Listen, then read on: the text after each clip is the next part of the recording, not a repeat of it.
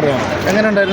ഭ്രമികം കൊള്ളാം. 2 മണിക്കൂർ 20 minute duration ഉണ്ട്. പക്ഷേ ലാഗ് ഒന്നും ഫീൽ ചെയ്തില്ല. ഫുൾ ബ്ലാക്ക് ആൻഡ് വൈറ്റ് ആണ്. പിന്നെ ഒരു 3 ലീഡ് ക്യാരക്ടേഴ്സ് ഉണ്ടായിരുന്നു. പക്ഷെ അങ്ങനെ തോന്നിയില്ല. അത്യാവശ്യം എൻഗേജിങ് ആയിട്ടുള്ള മൂവിയായിരുന്നു. കുഴപ്പമില്ലാണ്ട് എടുത്ത് വെച്ചത്. ഒരു മലയാള സിനിമ എന്ന് വെച്ച് നോക്കുമ്പോൾ നല്ല സിനിമയാണ്. ഇപ്പോൾ ഇറങ്ങുന്ന സിനിമയെല്ലാം വെച്ച് കമ്പയർ ചെയ്ത് നോക്കുമ്പോൾ നല്ല സിനിമ. മേക്കിംഗ് BGM വൈസ് ഒക്കെ അടിപൊളിയായിരുന്നു. പിന്നെ എല്ലാം അത്യാവശ്യം എല്ലാവരും നന്നായി ചെയ്തിട്ടുണ്ട്. അർജുൻ അശോകൻ, മമ്മൂട്ടി എല്ലാവരും അത്യാവശ്യം നന്നായി ചെയ്തിട്ടുണ്ട്.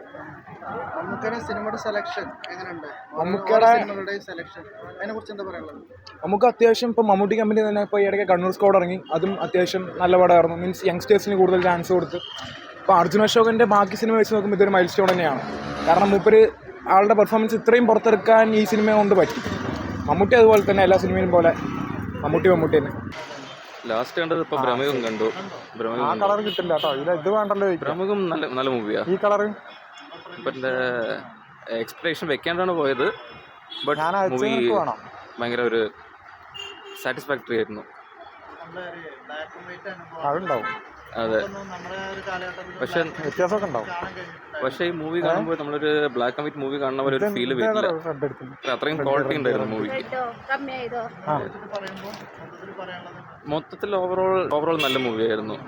ബിക്കോസ് മൂപ്പരുടെ ഒരു ഏജിലും മൂപ്പര ഏജ് ഒരു കൺസിഡർ ചെയ്യാണ്ട് ഗുഡ് ക്വാളിറ്റി മൂവി ചെയ്തുകൊണ്ടിരിക്കും.